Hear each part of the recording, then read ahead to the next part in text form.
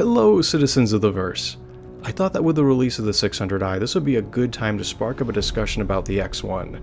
The X1 is the newest addition to the open canopy lineup being developed by Origin Jumpworks, the same manufacturers as the 300 series and the 600i.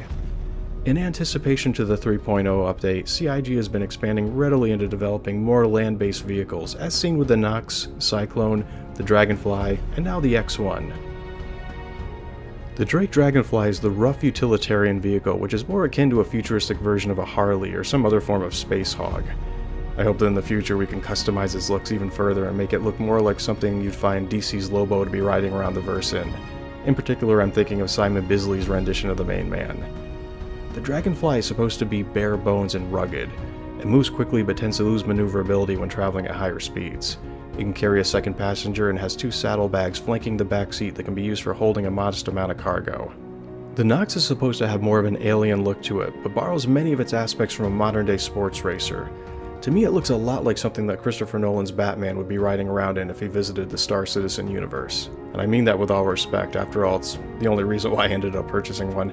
I almost wish that they had pushed the design idea even further by making it look more like something that was straight out of Grendel's War Child. We had some killer hoverbike designs in that comic.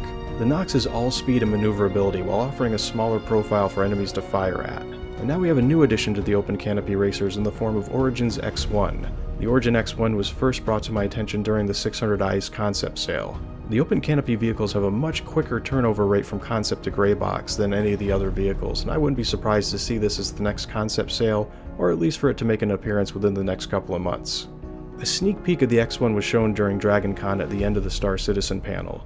These pictures were lifted for some footage that was taken by the ever-vigilant and very talented Nicole D'Angelo, aka Batgirl. I'll drop a link to it below in the description of this video in case you want to watch the whole thing. Not much was said about it other than it keeps with Origin's reputation for producing sporty vehicles that values luxury above all else.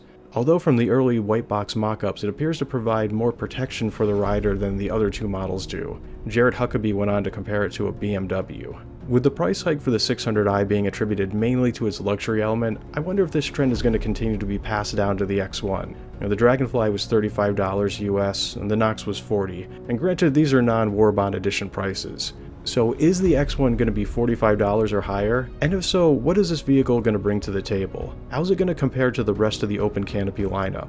How's it going to perform? How exactly is luxury going to translate into an open canopy vehicle? The luxury addition to the Snub Fighter lineup, the 85X, is the only one of its kind to be able to quantum travel. Could we see a similar leap in technology being placed here to justify the higher price? I don't think so, but still, it would be interesting. Let me know what you think. What do you feel that the X1 is going to bring to the table? Or more importantly, what would you like to see it bring to the table? And once again, thank you for your time, thank you for your comments, and I hope that you'll be joining me again in the next video.